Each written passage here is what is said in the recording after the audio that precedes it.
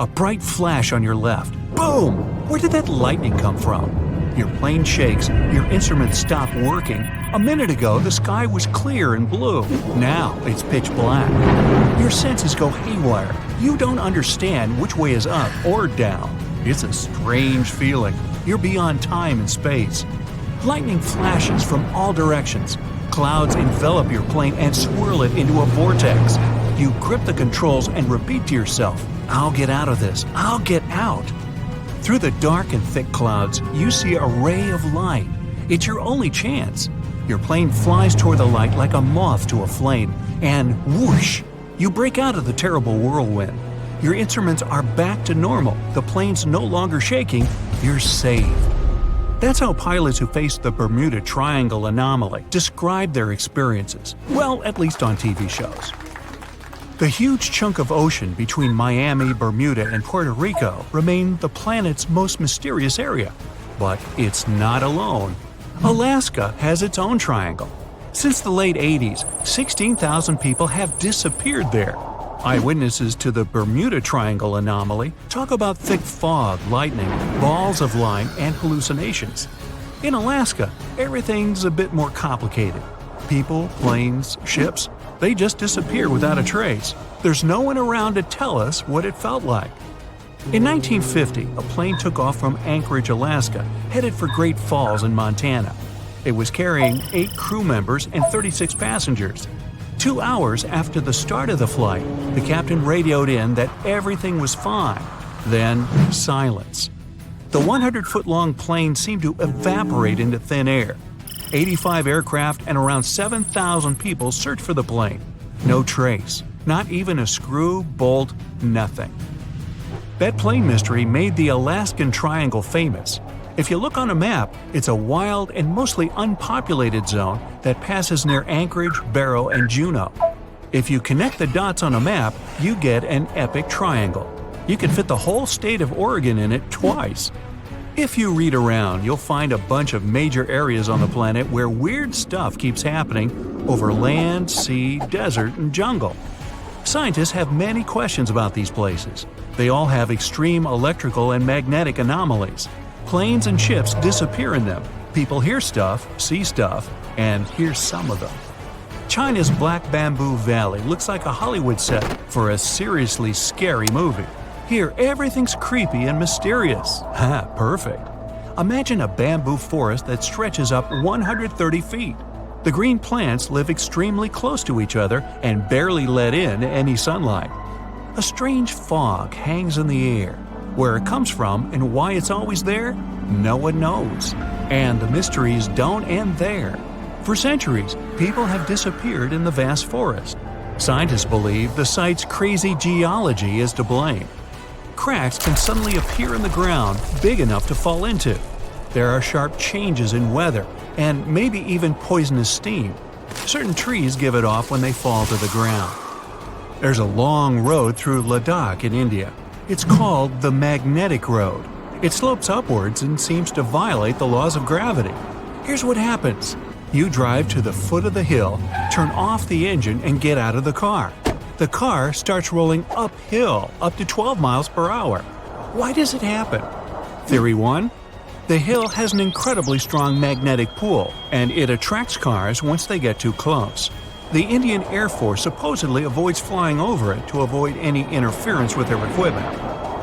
Version 2. It's all just an optical illusion. The hills around it seem to fade into the horizon. It looks to us like the road is sloped up, but it's actually not. Huge Lake Michigan looks more like a sea than a lake. And over the past 400 years, 6,000 ships have disappeared in it. Why does it happen? The lake has its own mysterious triangle, and there are actually more unsolved mysteries here than in the famous Bermuda Triangle. In 1950, Flight 2501 disappeared over the lake, en route from New York to Minneapolis. The fate of the 3 crew members and 55 passengers remains unknown. In 2007, an underwater archaeology professor was surveying the bottom of Lake Michigan. He found stones arranged in a circle 40 feet down from the surface. They kind of look like Stonehenge in England, but why were they at the bottom of a lake? Who put them there? Archaeologists found a carved pattern on one of the stones. Its outline resembles a drawing of an animal. Now, that's not unusual, except that this particular animal, which looks like a mammoth, was probably carved around 10,000 years ago. Sleep is very difficult for the Venezuelan locals who live near Lake Maracaibo. Right at the place where the Catatumbo River flows into the lake, there are huge electrical storms that can go up to 10 hours long. 260 days a year. That's over 1 million lightning bolts over the lake every year. Scientists don't know exactly what causes the daily lightning parties. Some people think it's due to the gas methane which comes out of the ground. Other scientists blame uranium deposits in the soil.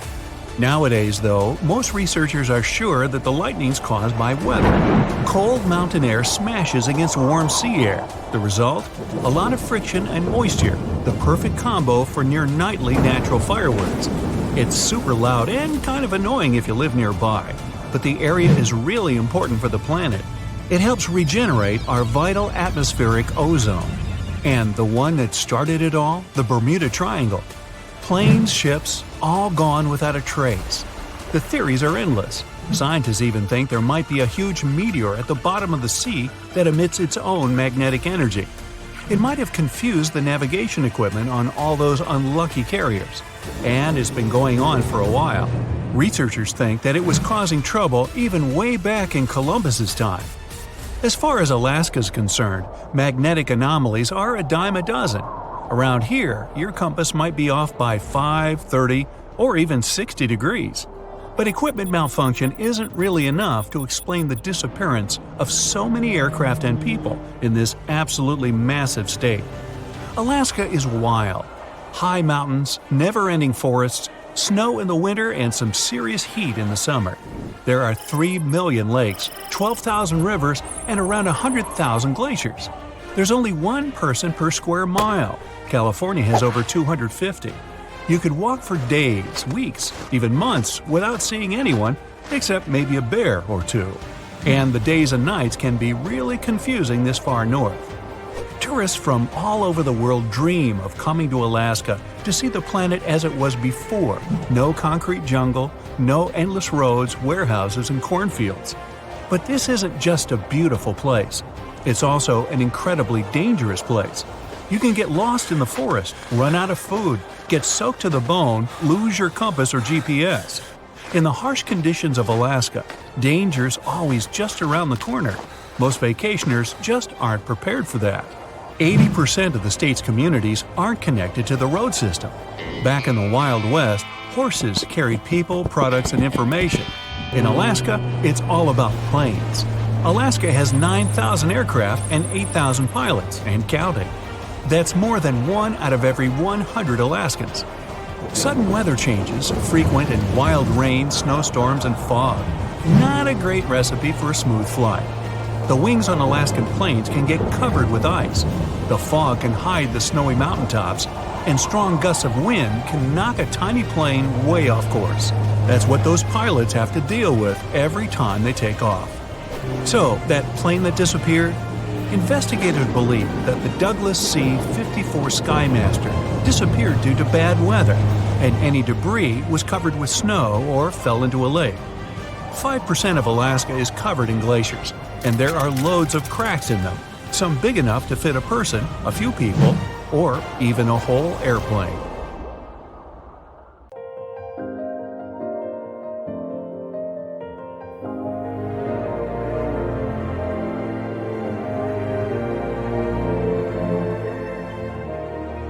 Welcome to Nome, a small town located in the south of Seward Peninsula on the west coast of Alaska. If you live here, I'll bet you say there's no place like Nome.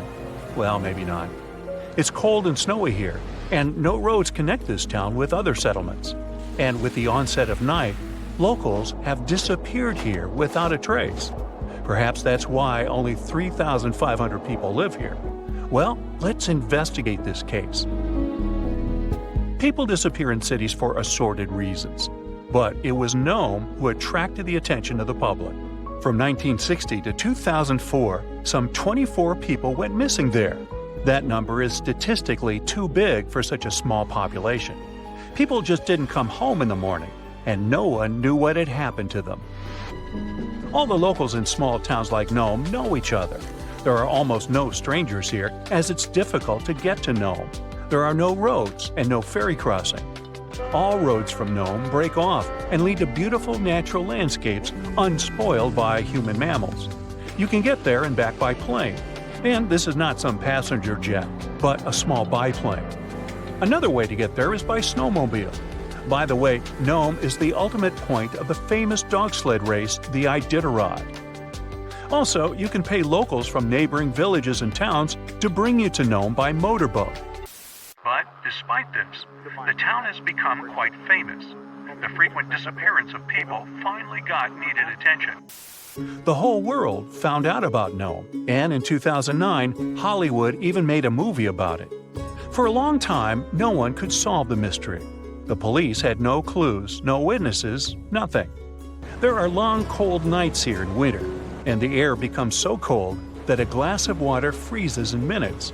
Snow can fall constantly. Therefore, if someone leaves the town at night, snow will sweep all traces away by the morning. Of course, people began to come up with their own theories. The most popular one was about someone who took people away by force.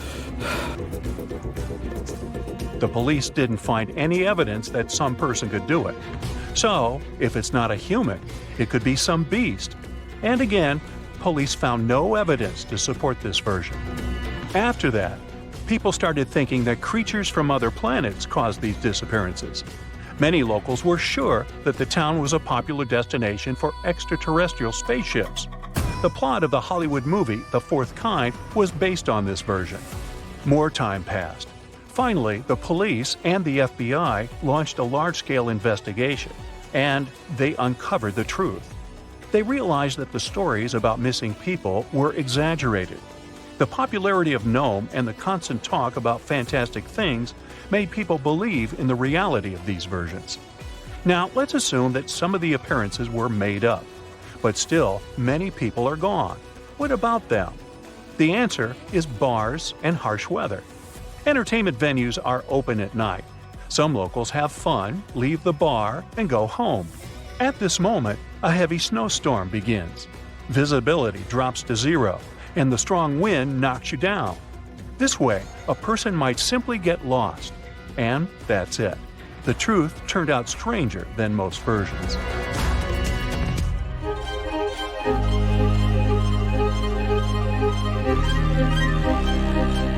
The Bermuda Triangle is a big area in the Atlantic Ocean, so the disappearance of ships and planes there seems not so surprising. But it's much creepier when it happens on a lake. Let's visit the Lake Michigan Triangle. It's located between Michigan and Wisconsin. For a couple of centuries, terrible things have been happening here. People put the same legends around this place as around the Bermuda Triangle. They reported unexplained phenomena and saw flying objects above the lake's surface. Some believe that the triangle is a time portal. Of course, no theories have been confirmed, but strange cases have occurred on the triangle territory. One happened in 1950, when a Northwest Airlines plane with 108 passengers disappeared without a trace during a flight over the lake. Police officers saw a red light over the lake 2 hours after the plane's last communication. The aircraft probably crashed, but rescuers didn't find any passengers or wreckage. All that's left was just an oil stain on the water. Many ships and boats disappeared there, but one of the strangest cases occurred on April 28, 1937. It was midnight. One ship was sailing through this lake. Captain George Donner went to sleep in his cabin after a hard day's work. 3 hours later, the vessel was approaching the port. One of the crew members went to the captain's cabin to wake him up. The door was locked from the inside. The assistant knocked, but no one answered. When he suspected that something had happened to the captain, the assistant unlocked the door. He got into the cabin, but there was no captain there. He seemed to have disappeared into thin air. The crew couldn't find him. Since then, the eerie disappearance of Captain George Donner remains unexplained. Meet David Paulides. In 2008, he finished his career as a police officer and began to study the mysterious disappearance of people in Europe, the USA, and Canada. He found out that most people went missing in the U.S. national parks. Over the past 150 years, more than 1,100 tourists have vanished there. Many of them were experienced travelers who knew how to survive in harsh wild conditions. David has written about these mysterious vanishings. He pointed out that some of them didn't disappear but were found alive. They woke up somewhere in the forest and didn't remember what had happened to them. The creepy detail of all these cases is that most missing persons were young. Another detail is that many went missing before hurricanes. There are too many riddles and not enough answers in this case. Then there's the Sargasso Sea in the northern part of the Atlantic Ocean. This is the only sea that doesn't have shores on land. It's called the sea only because it's defined by ocean currents. Also, golden brown algae grow in this area's bottom, making it seem like an orange spot in the middle of the endless ocean. The Sargasso Sea became famous because, in the 19th century, one of the most famous phantom ships in history sailed here. In 1872, a brigantine sailed through the Sargasso Sea. Its captain spotted another ship a few miles away. He lit a signal fire, but received no response. Then the captain decided to sail closer to find out what had happened. On the hull of the mysterious ship was the name Mary Celeste. The captain of the brigantine and several crew members went on board. They walked around the deck and looked into the cabins and the hold. Everything was in place, but there were no people. The cargo and barrels remained untouched, so pirates didn't attack the vessel. The only damaged thing on the ship were the sails. They were torn to shreds. All documents except the logbook were missing from the navigator's cabin. The last logbook entry was added on November 24, 1872. The crew of the ship was never found, and this was one of many cases. In the 20th century, from the 60s to the 80s, there were many reports of empty boats and yachts floating on the sea. Also, some entire ships disappeared without a trace. All these cases still remain a mystery. According to one version, the four-sided current forms water funnels. Whirlpools can quickly pull a ship into the depths of the sea. This explains the disappearance of boats. But what about cases when the vessel is still on the water without a crew? Sometimes these whirlpools can create wind vortices. They're like little tornadoes. What if these whirlwinds are powerful enough to throw people overboard and tear the sails? Yeah, the theory seems too fantastic. So, what do you think happened? Now, if you're in an airplane soaring through the air, you may think it's the heaviest object in the sky. But those large cumulus clouds you see shaped like your dog can weigh more than 1 million pounds. Clouds are just tiny drops of water gathered up together. Don't worry, they won't come crashing down in pieces. It may seem like there are infinite stars in the Milky Way galaxy, but NASA experts are convinced that there are potentially 100 to 400 billion stars out there. There are around 3 trillion trees in the world and about 400,000 plant species. Out of all those plants, between 80,000 and 300,000 are edible, but only about 200 of those plants land in different cuisines. If you're standing in Alaska, you can expect Hawaii to inch its way to you ever so slowly. You might not feel it, but tectonic plates are always moving at the same rate as your fingernails are growing. Hawaii moves 3 inches every year because the Pacific Plate is always pushing northward. Bees buzz around with 4 wings instead of 2. The 2 wings you usually see become a single wing when they fly, but when they land and chill around, they unhook back to 4 wings. They even have an invisible chain network where they fly through to go from flower to flower. Bees can fly higher than Mount Everest, which is almost 30,000 feet high. Hurricanes can't rush across the equator because of something called the Coriolis effect, which is also responsible for many megastorms. Low pressures in the northern hemisphere rotate counterclockwise. In the southern hemisphere, it goes clockwise. So, if a hurricane swings by the equator, it won't be able to rotate. The acid inside your stomach so strong it can melt stainless steel. The acid inside is rocking a pH of 2 to 3 and doesn't melt your insides thanks to a stomach lining which secretes a chemical to balance it out. Your body replaces this lining every 4 days or so. Owls have something like eye tubes instead of eyeballs. Humans can turn their heads at a 180-degree angle and can rotate their eyes in multiple directions. Owls don't move their eyes freely like us, but they make up for it by turning their heads 270 degrees. They can see really well at night. Okay, chameleon, we get it. You can move your eyes independently in all directions. Please stop staring at me. If you happen to be in outer space on a planet in our solar system, then chances are you're swimming in diamonds. The atmospheres of planets like Jupiter and Saturn have high pressures that can crystallize carbon atoms and create diamonds. Scientists even claim that all that icy bling rains as much as 2 million pounds yearly in Saturn. The sun will keep getting brighter and hotter and eventually evaporate oceans, making life on Earth like an oven, similar to Venus. Our Milky Way is on its course to a collision with the Andromeda Galaxy. Stars, asteroids, planets, and moons will smash right into each other and destroy everything. Of course, something like this doesn't happen overnight, but eventually the two galaxies will combine into a single mega cluster galaxy. This won't happen for billions of years, though. I won't be around then.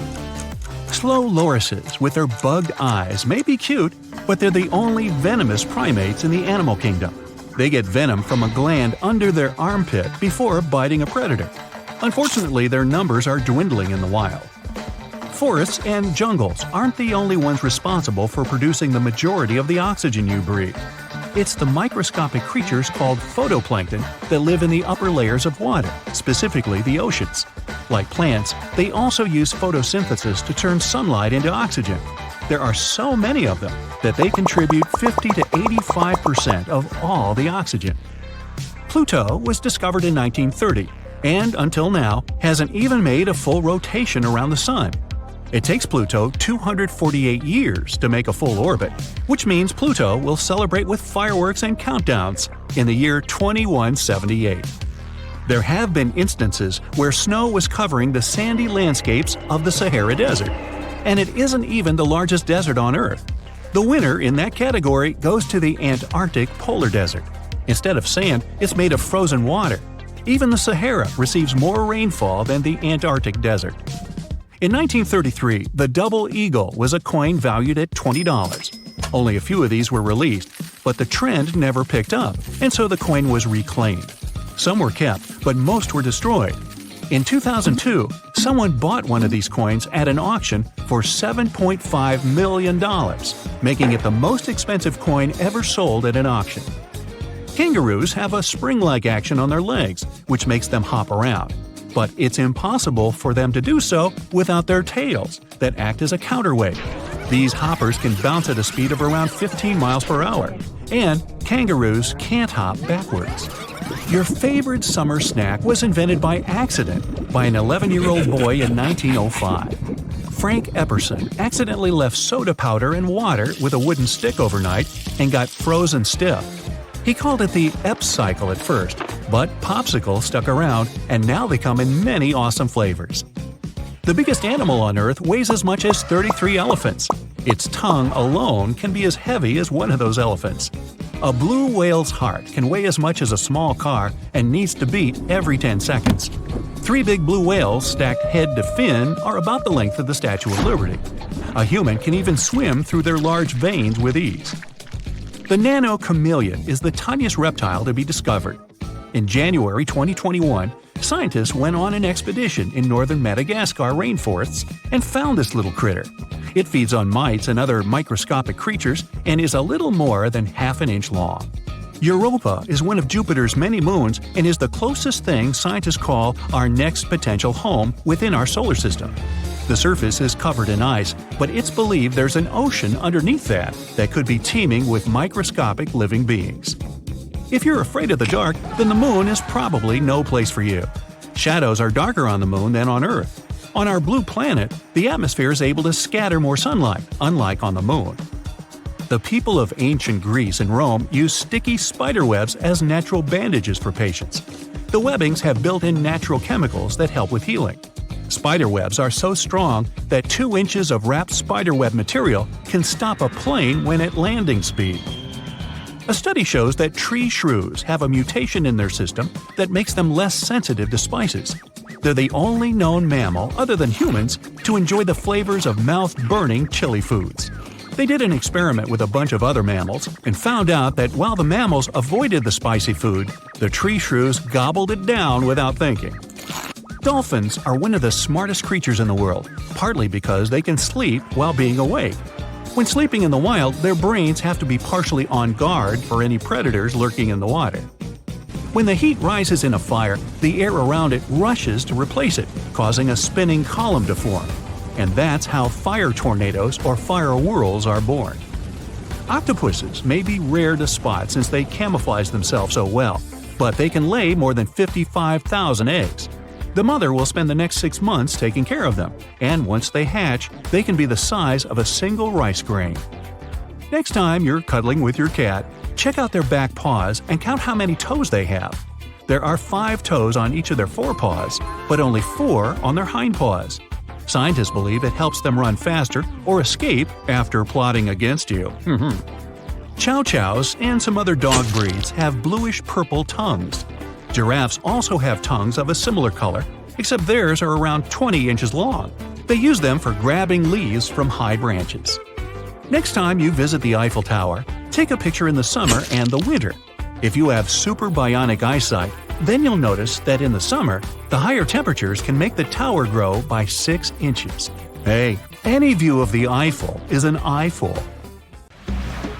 Before we get into the reason why and how there are pyramids all around the world, let's talk about some of the examples.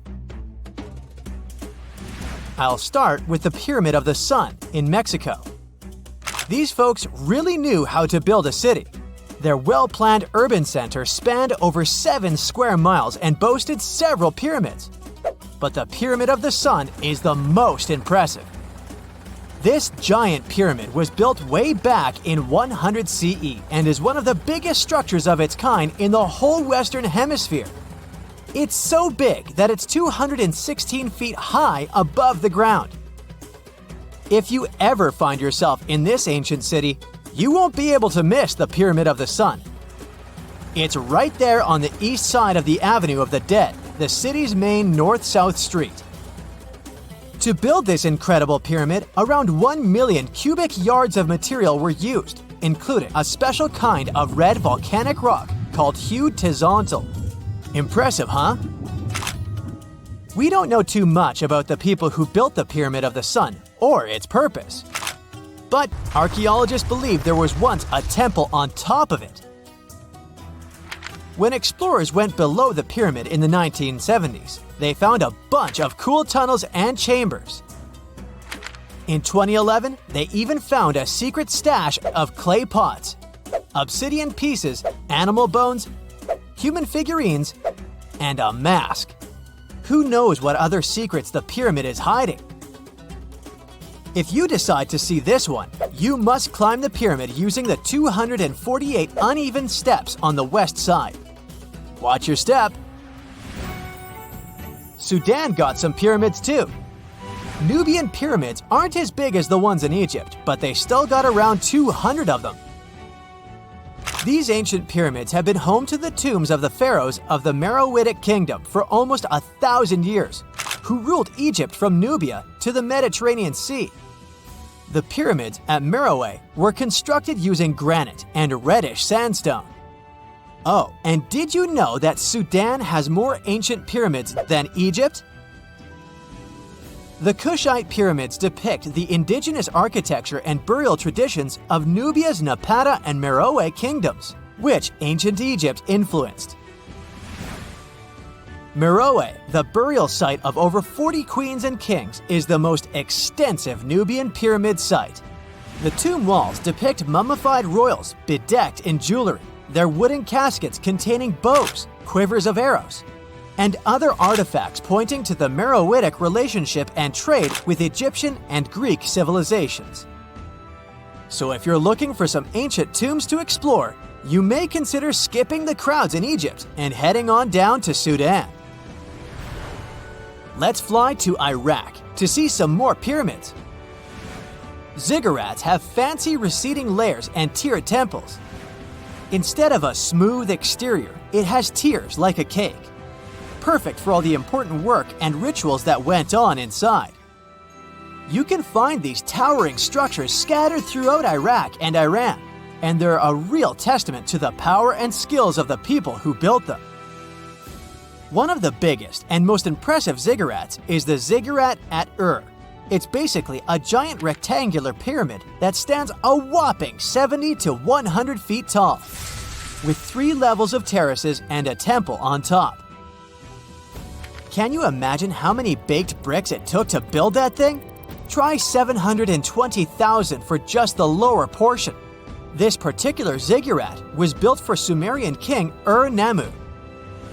Similar to other ones, this pyramid has been around for thousands of years, so it got a little rough around the edges.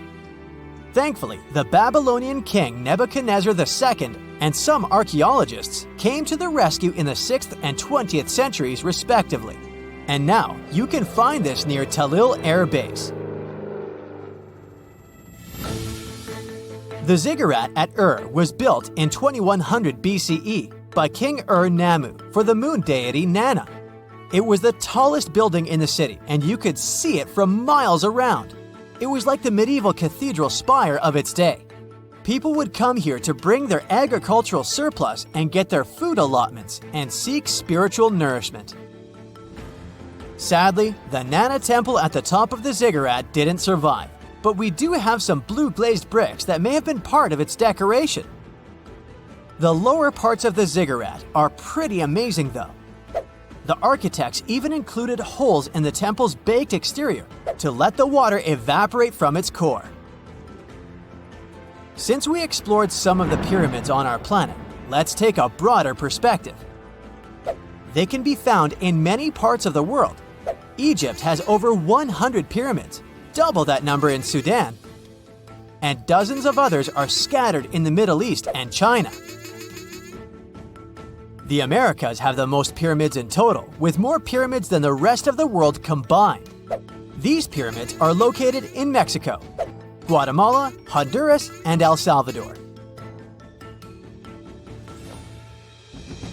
Time to know more about the evolution of pyramids through history. The oldest pyramid is in Egypt.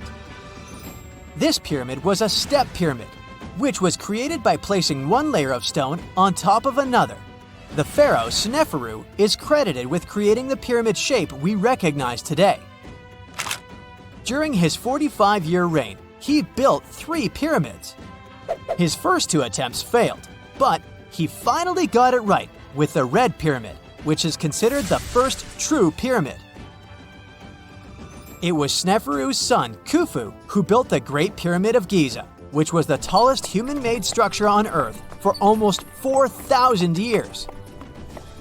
Latin American pyramids are similar to early Egyptian step pyramids, but they were built independently with no knowledge of each other. The pyramids in Sudan were built around 700 BCE and are tall but much narrower than those in Egypt. How in the world did all these civilizations build these things without even texting each other? After all, the Aztecs, Mayans, and ancient Egyptians were about as different as possible. But despite their cultural differences, they all seem to agree on one thing. Pyramids were pretty cool. Step pyramids are all around the world because they were the most feasible and stable way to build large and tall structures without access to lighter building materials like wood and metal. The triangular form with a square base is the best way to build a sturdy structure, and having a cube structure would require more material for less height. Now, when it comes to pyramid design, the Egyptian pyramids were like giant triangles with a square base, smooth sides, and a pointy top. On the other hand, the Aztecs and Mayans went for a tiered cake look, with steps leading up to a flat platform on top. So, while all these pyramids share the same basic shape, they have their own unique flair. Each group built its pyramids using different materials, techniques, and slope angles. So while they may have been inspired by each other's work occasionally, they were just doing their own thing. Egyptian pyramids had smooth, angled sides that were designed to help the pharaoh's soul ascend to heaven. The Pyramid of the Sun was built over a series of caves that served as a passageway for the deities. the Maya built the temple of Kukulkan in Chichen Itza to honor the deity Kukulkan, usually represented by a serpent. Nicknamed El Castillo, it has 91 steps on each side, plus a platform. That's 365 steps, one for each day of the Mayan calendar. Tell me, Brightsiders, how were pyramids built? To begin with, humans made them, not a foreign race from space that landed on Earth. You see, one thing that all pyramids have in common is that they were built without advanced tools or even the wheel. It took a lot of people to build them, including skilled laborers and architects. For example, it's estimated that 20,000 people built the Great Pyramid of Giza, and it's believed that most of them were skilled laborers. Building pyramids was a massive undertaking that required years of planning and effort. The Great Pyramid at Cholula, Mexico, took 600 years to complete.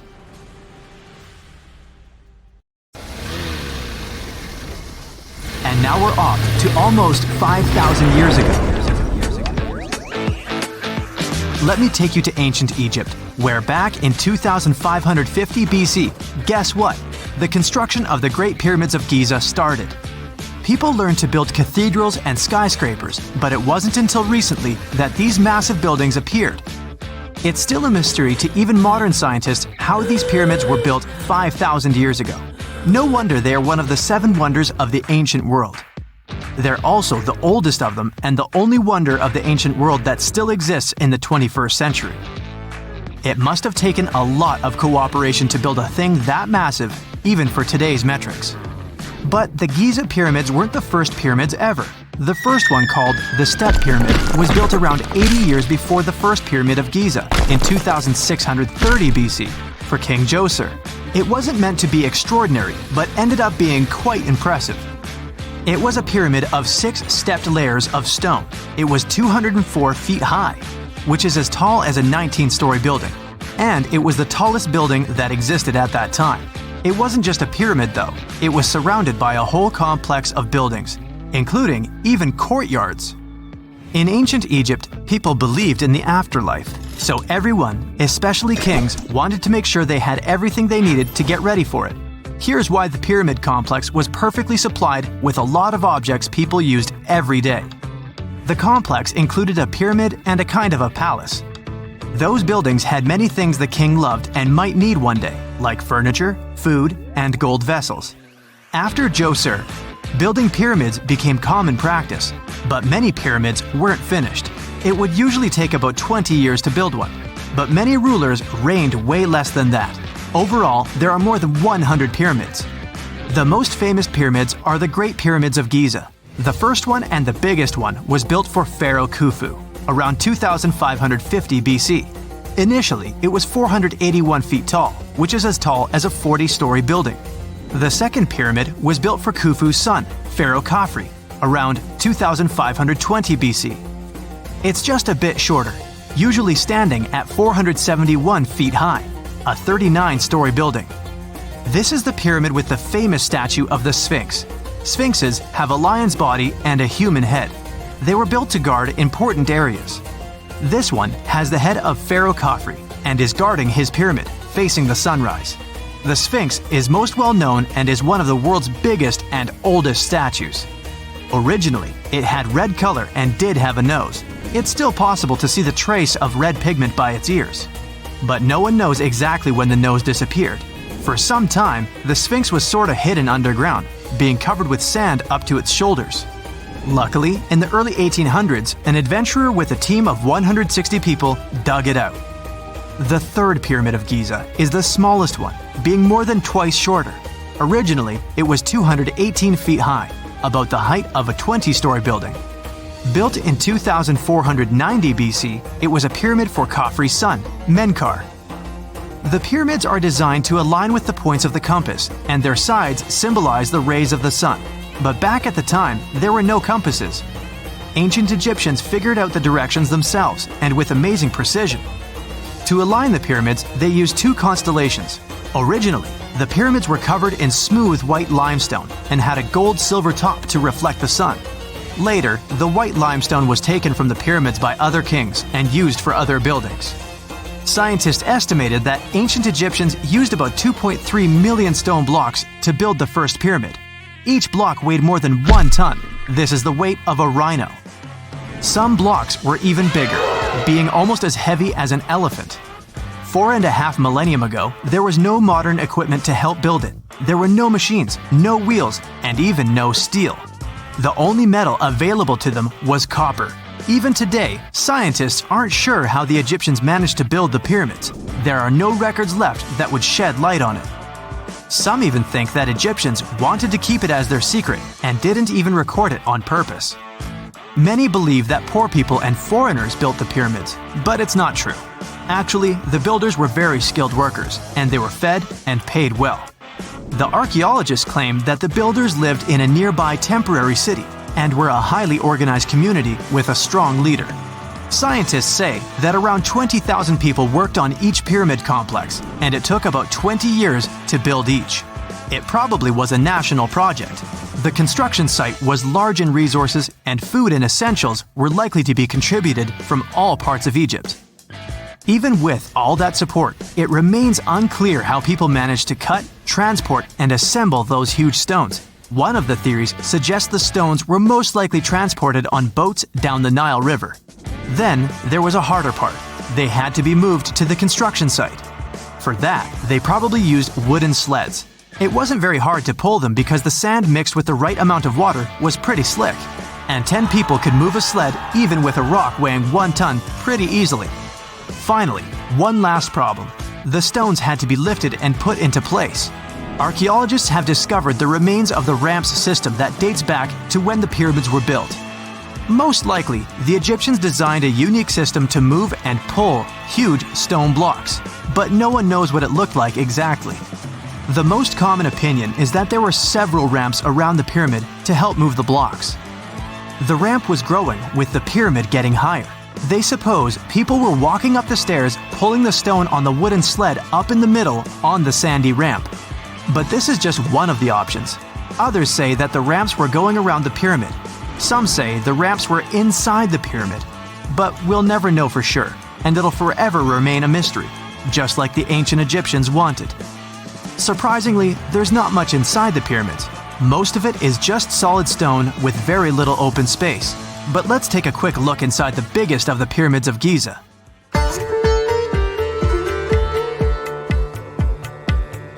From the entrance, there are 2 stairs, one going down and the other one going up. The descending one takes you to a chamber located underground. That's where the pharaohs are, but not in this pyramid because Khufu wanted to stay higher. The underground room is partly unfinished. The room with Khufu's sarcophagus is called the King's Chamber. It's upstairs and then through the tall and long Grand Gallery. Below the King's Chamber, there's a room called the Queen's Chamber. There are no queens though, and no one is sure why the room is called this. Unfortunately, none of these have any hieroglyphs on the wall. They're just bare. If you want to see them, you should go to the other rooms that are decorated. Those pieces of art are depictions of ancient Egypt's culture and daily life. The texts allow researchers to study their language and grammar. Sadly, the treasures that once were here in the pyramid are long stolen. From that room, there are several tunnels for an unknown purpose. There are many tunnels and passages inside the pyramids. There are many chambers and shafts and secret ways. Scientists have been sending little robots with cameras there for some decades already. And the robots did discover another chamber a bit upstairs with hieroglyphs on the walls. But even today, much of the pyramids is still unknown, and there's no so-called building plan of the pyramids. Egyptians did create a mystery no one can crack for 4,500 years already. Scientists recently started to X-ray the pyramid to learn what's inside it without entering it and its narrow, mysterious tunnels. This just in, the world's oldest pyramid was built during the last ice age. And I'm not even talking about Egypt. I'm saying our ancestors might have spewed a 27,000-year-old pyramid in West Java. Gunung Padang is not exactly shouting pyramid. It's more of a mound with huge scattered stones tossed all over it.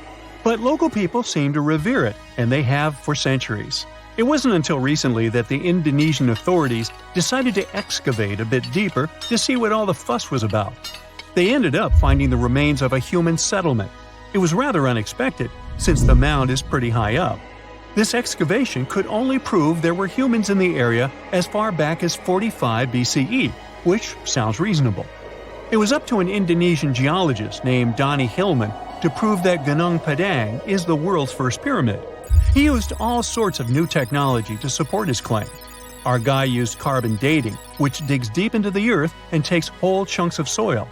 He found layers and layers of constructions, like he was digging up Rome and finding ancient buildings buried in the ground.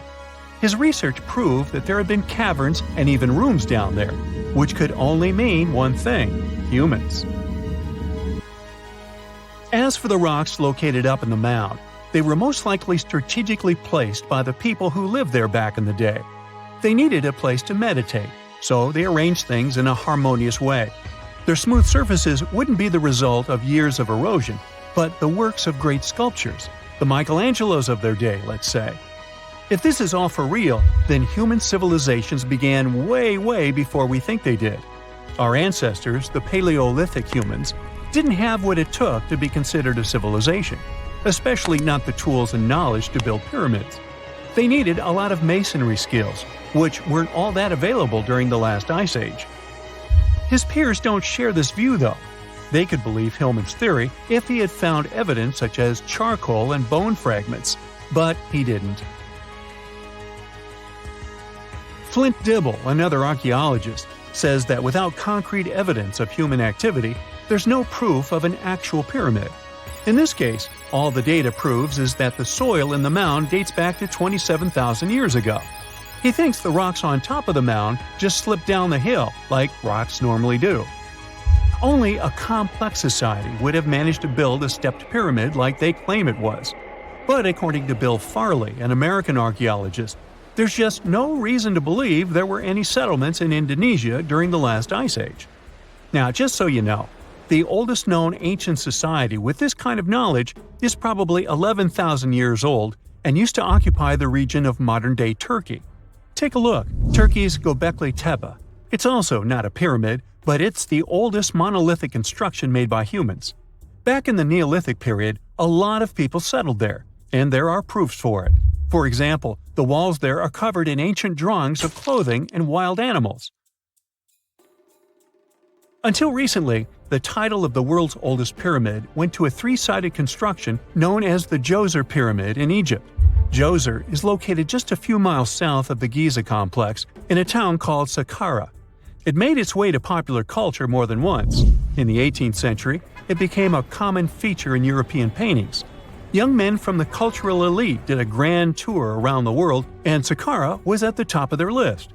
It was also featured in the video game Assassin's Creed, with a digital representation way more accurate than many historical drawings of the thing. That was kind of a big deal in ancient Egypt, to build pyramids for kings to spend their afterlives. And if you thought the Khufu pyramid was the oldest one in the world, well, Djoser was built 70 years ahead of that time. The development of new technology has allowed archaeologists to make groundbreaking discoveries, and a new, or should I say ancient pyramid in South America might win the title in dispute. It turns out that pyramids were also pretty fashionable in the Americas in the old days. Among them are the iconic pyramids of Guatemala's Tikal Temple Complex, the same ones that appeared in Star Wars No. 4. But to find the oldest pyramid in the Americas, one would have to travel to Peru. Deep in the Peruvian desert, archaeologists stumbled upon a sprawling ancient metropolis known as Caral. At first, researchers believed that the settlement was pretty recent, since the site was way too complex for ancient technology to handle it. As we said, Caral is a desert town, like Las Vegas, but without all the hoopla. This means no easy access to water. And for cities like these to thrive, they need a considerable irrigation system, which leads us back to complex technologies. The Peruvians surprised us all with this new discovery. This site was huge, filled with an amphitheater, houses, and religious buildings. The whole thing probably sprawled through 370 acres. And when scientists went to test their initial hypothesis using radiocarbon dating, they found that the city probably sprung around 2027 BCE. On the site, archaeologists found 6 pyramids that could possibly predate the one in Saqqara. As far as they know, both civilizations coexisted in the same time period, in opposite parts of the world. But since researchers can't pinpoint the exact age of Corral's pyramids, it's pretty hard to guess which civilization completed their pyramid first. If only we had a crystal ball. Now, it just so happens that the shape of a pyramid is something that nature is able to produce all on its own, leaving us modern-day humans a bit confused. A classic example is the Japanese side of Yaonagani, which also goes by the name of Japan's Atlantis. The entire monument is about the size of 5 football fields and the height of a 5-story building. Explorers and scientists believe that Yaonagani dates back to 10,000 years ago. For Japan's top marine geologist, Professor Masaki Kimura, Yaonagani is the heritage of a lost civilization. Kimura has dived into exploring the ruins over 100 times over the past 10 years. To him, there are clear signs of human activity down there. Check out this triangular-shaped pool on the monument's surface.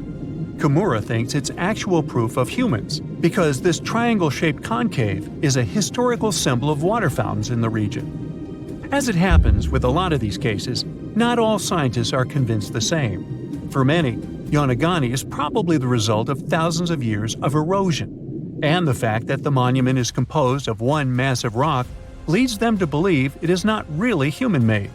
Sure, these huge basalt columns may look like the ruins of a palace, but they're most likely the result of the intense volcanic activity in the region. And speaking of natural formations that really look like a human made it, a pyramid on Mars has been a hot topic lately. Humans have been keenly trying to prove that there is life on Mars for quite some time. But some are stretching it really far, saying that little green or gray people built a pyramid on the planet to try and build their own civilization. This picture was taken over a decade ago by the Mars Reconnaissance Orbiter, the MRO, but it started to resurface recently. It shows what looks like a 3-sided pyramid. Some people claim that the smooth side of the pyramid could only be the effect of otherworldly work. Then science comes along and explains that Mars is home to one of the deepest canyon systems in the whole solar system. The so-called pyramid is located in what is known as the Kandor-Chasma region.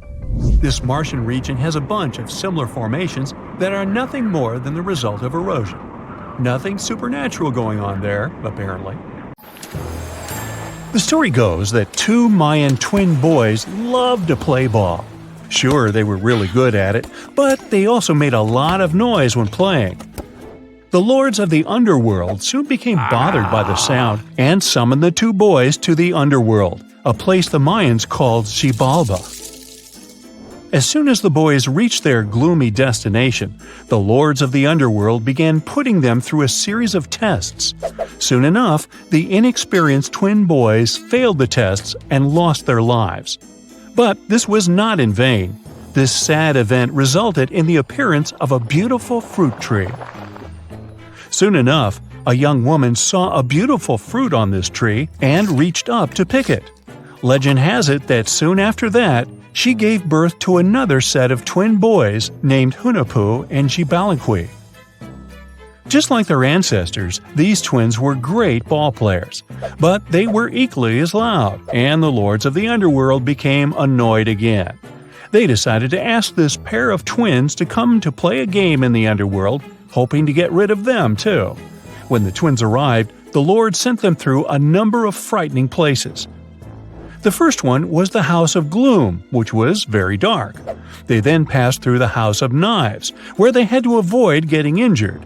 The twins then built a fire in the House of Cold, so that they didn't freeze, and ran through the House of Jaguars, where they tricked the animals into not eating them.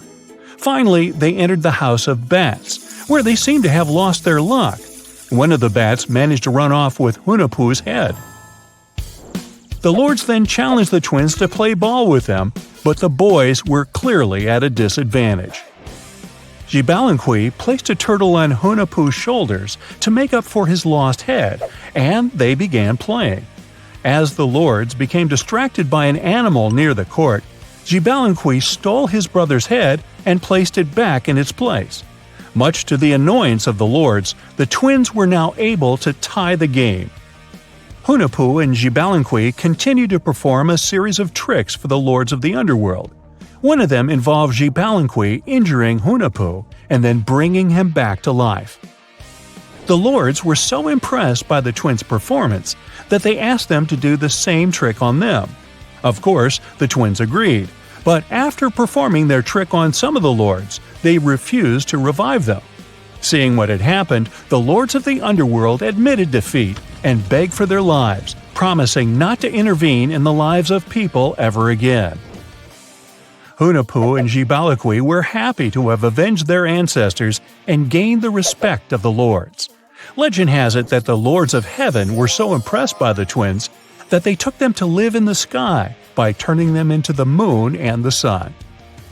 The Maya civilization was one of the most dominant indigenous societies in history, and their folklore and traditions are still discovered and studied today.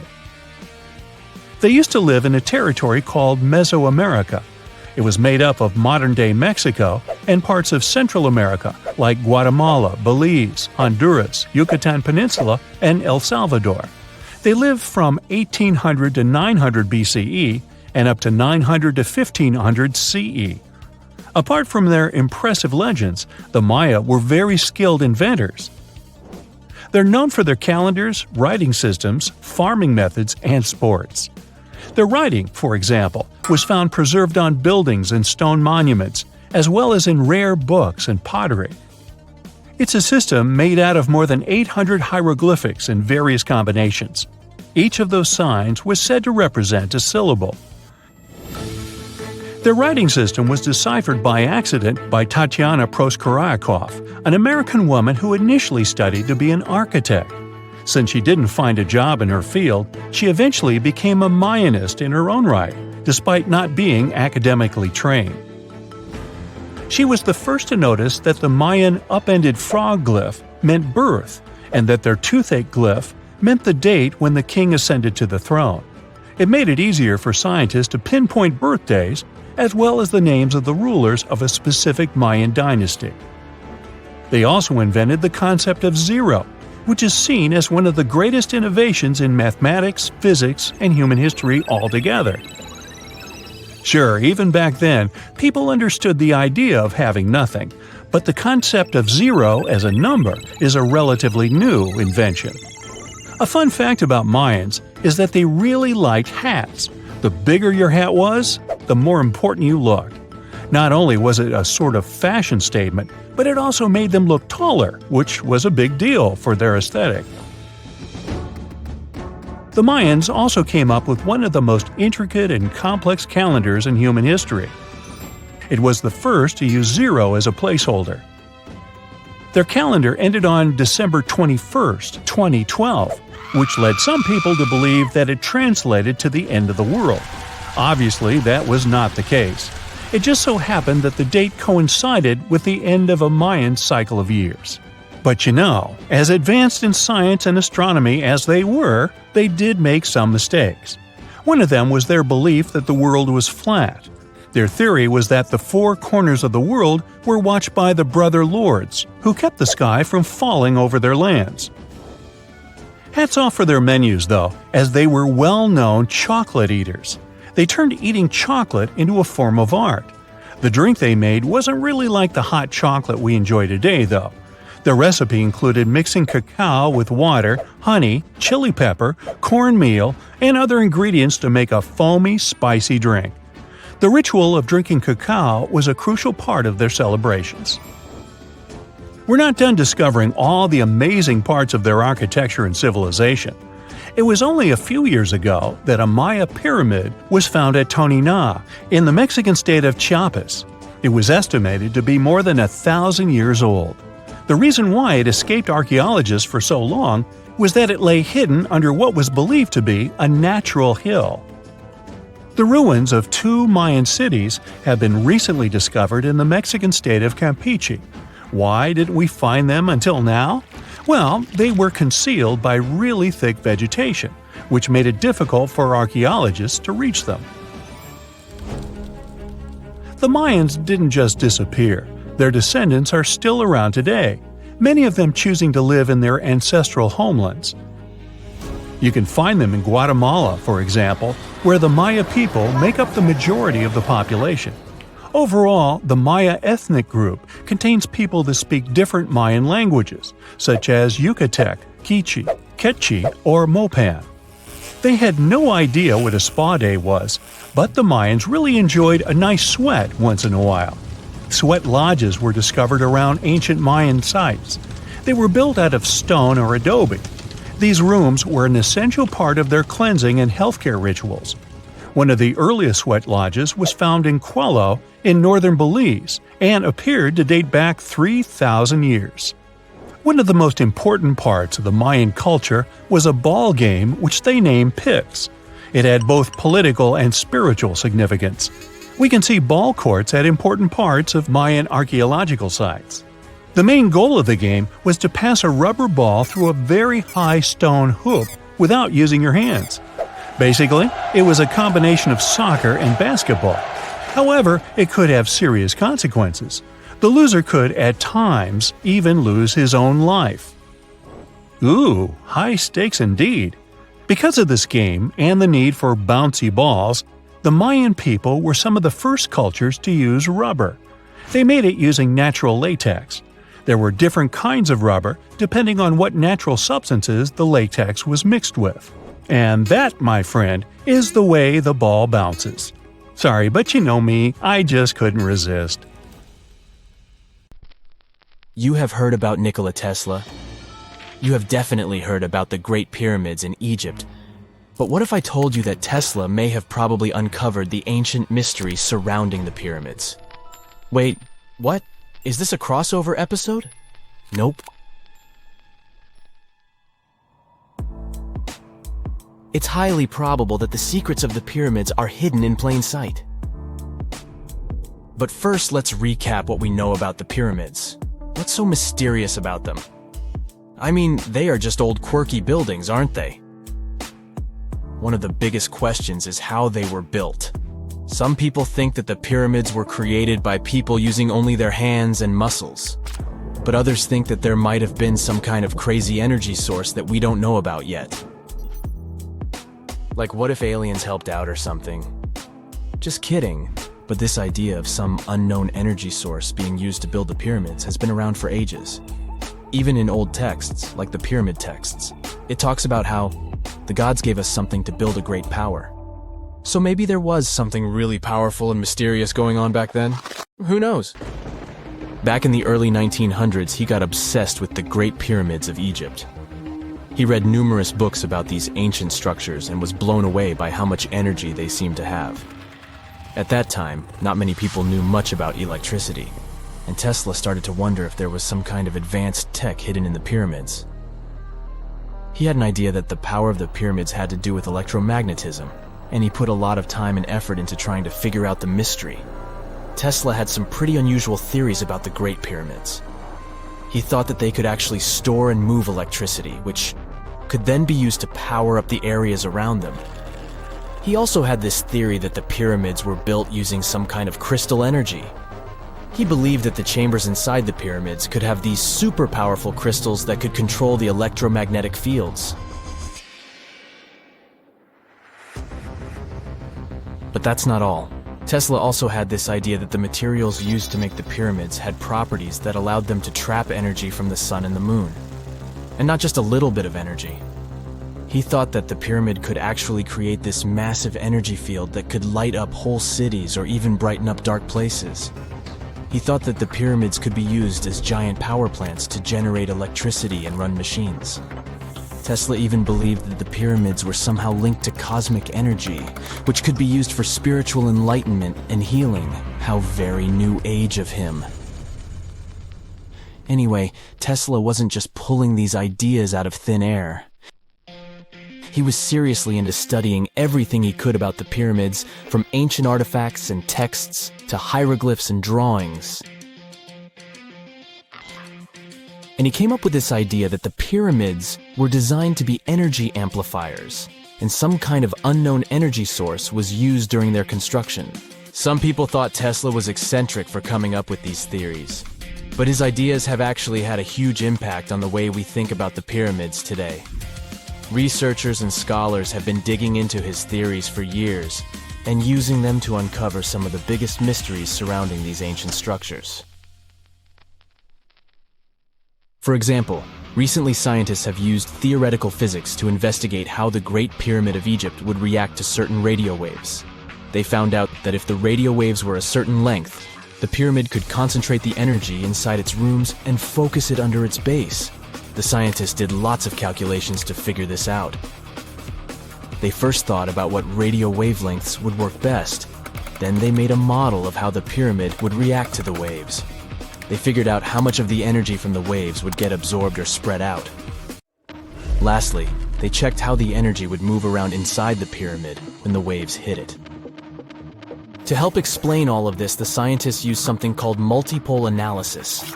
This is when you take a complicated object and break it down into simpler parts. Then you can see how each part interacts with the energy that's coming in. It's like taking apart a puzzle to see how each piece fits together. The researchers are interested in how all of this can be used in the future. They want to make really tiny particles that can do the same thing as the pyramid, but with light. By changing the size, shape, and the material of these particles, they can control how the light moves around them. This can be really useful for things like making tiny sensors or super efficient solar cells. The scientists had to make some guesses when they were doing their research. They assumed that there weren't any hidden spaces inside the pyramid, and that the material used to build it was all the same. But even with these guesses, they still made some pretty impressive discoveries. But the pyramid study is not the only proof that Tesla was ahead of his time. There are more Tesla's projects that seemed unrealistic at the time, but that scientists and enthusiasts reevaluate and try to implement today. Let's talk about Tesla's most ambitious project, the Wardenclyffe Transmission Tower. Back in 1900, Tesla was already a big shot when it came to electrical engineering in America. People were blown away by his amazing inventions and the fact that he managed to outdo Thomas Edison in the battle of currents. However, Tesla wasn't content to rest on his laurels. He decided to embark on his most ambitious project yet, the transmission tower at Wardenclyffe. It was built between 1901 and 1905, and it was based on one of Tesla's breakthrough ideas. He had a vision to make the impossible possible by creating a global wireless communication system. It would use Earth itself as a conductor, transmitting music, news, stock market reports, secured military communications, and even facsimile images. Does it sound familiar? Right, it sounds just like the internet that we use today, only without the use of any wires. But Tesla had a much bigger dream in mind, to transmit power wirelessly. He already proved that high-frequency signals could be sent without any wires using his Tesla coil transformers, and this sparked his obsession with wireless energy transmission. His vision was to not only transform the way we communicate, but also to find a way to transfer power currents globally by tapping into the Earth's natural energy. Tesla believed that there was an abundance of free energy all around us that could be used for humanity's benefit. In 1899, he conducted some top-secret experiments and got convinced that it was possible to transmit electrical power through the Earth's upper atmosphere. This is actually how the Wardenclyffe Tower was created. It was supposed to be the prototype station for a network of towers all over the globe that would provide the whole world with wireless energy. Unfortunately, Tesla didn't have the resources or the patience of his investors to bring this project to fruition. It ran into all sorts of financial problems and roadblocks, and in 1917, the unfinished tower was finally torn down for scrap metal to pay off Tesla's mounting debts. Now it remains a sad reminder that even the greatest minds can sometimes fall short of their dreams. The original red brick laboratory, however, is still there, and it is the only Tesla lab that has survived.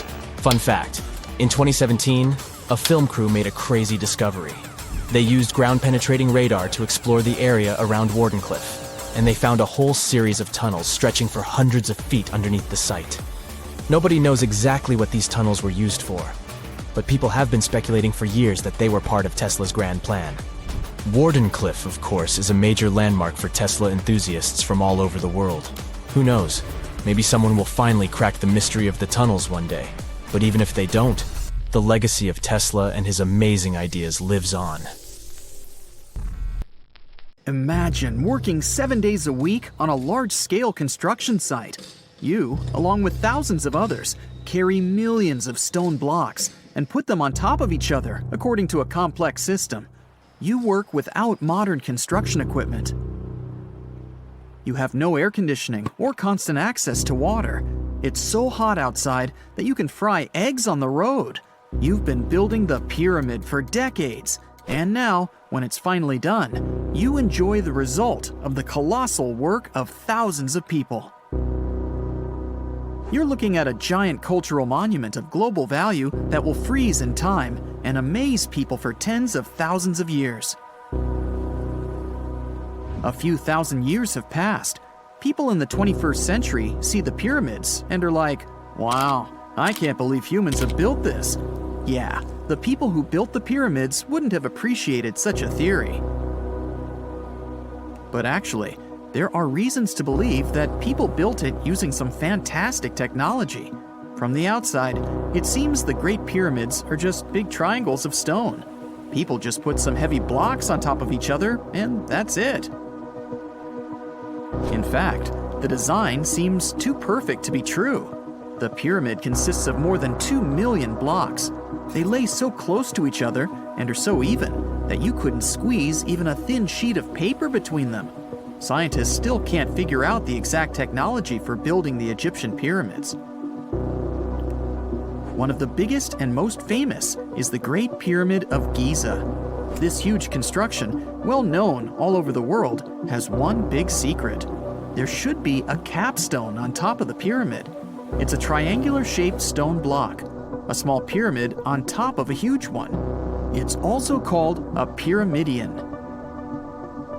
The builders of ancient Egypt made it out of granite and limestone and covered it with gold. No records or old drawings prove that there was a pyramidion at the top of the Great Pyramid of Giza. But there's another ancient Egyptian structure with such a triangle, the Red Pyramid. It was built before the Great One, and its capstone has survived to this day. Archaeologists have found and reconstructed it. But where could the capstone of the Great Pyramid be? It's a mystery that still has no answer. Some are sure that some thieves have stolen it from the top. Maybe they just climbed up and pushed the pyramidion down. It makes perfect sense. The capstone was probably the most valuable element of the pyramid. Many scientists and archaeologists still don't know its exact purpose. Some believe that this peak covered with gold glorified the pharaohs.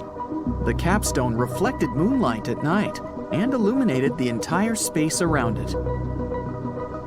During the day, the capstone reflected sunlight with its shiny surface. You could have noticed it from afar. The top of the pyramid was a kind of guiding star for lost travelers. All other stone blocks of the pyramid consist of limestone. People polished them to make them look shiny. In the past, they were even glowing and reflected light. You could see glowing pyramids from space, although they looked like tiny lights. Over thousands of years, winds, sandstorms, and rains have changed the pyramid's appearance. If people had taken care of them all this time, they would have looked like something out of science fiction movies, or the pyramids from Las Vegas. But unfortunately, we will never see their original appearance. Some archaeologists and scientists believe that the capstone could absorb the sun's energy and distribute it evenly throughout the pyramid. No one knows precisely why the Egyptians needed this technology.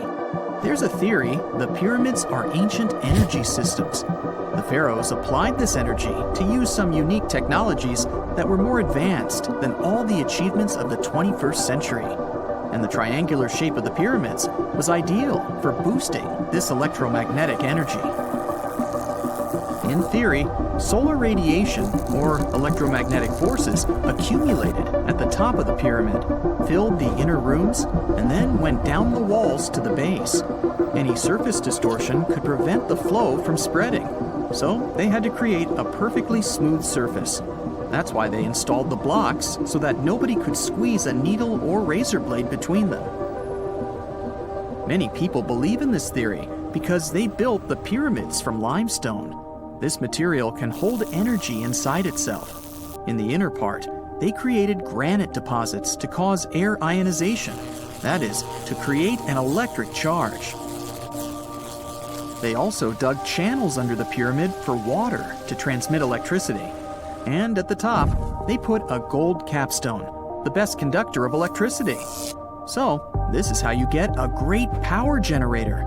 Different cultures used similar technologies to create electricity all over the world. But these are all theories. If it had been working, humanity would have used these technologies today. There are mentions of the metal industry, chemistry, engineering, physics, mathematics, and astronomy in some ancient records. Most scientists don't believe in all these things. We know the detailed stages of the technology's development in different cultures. In the 21st century, scientists, historians, and anthropologists can track the evolution of all modern devices. If people had created some technological inventions in ancient times, the history of the world would have looked different. Perhaps all the achievements of antiquity could have been wiped off the face of the earth by global cataclysms, and it can happen to us. Just imagine how people would dig up a laptop in 5,000 years. Perhaps they wouldn't understand what kind of device it is. Another Egyptian wonder surrounded by mystery is the statue of the Sphinx. The Egyptians carved it out of a single massive piece of limestone about 4.5 thousand years ago.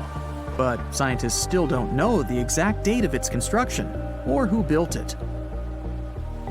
People painted the Sphinx in different colors, so it looked much brighter and more vivid in the distant past. It was shining just like the Great Pyramids. Anyway, time hasn't only changed its appearance, but its name too.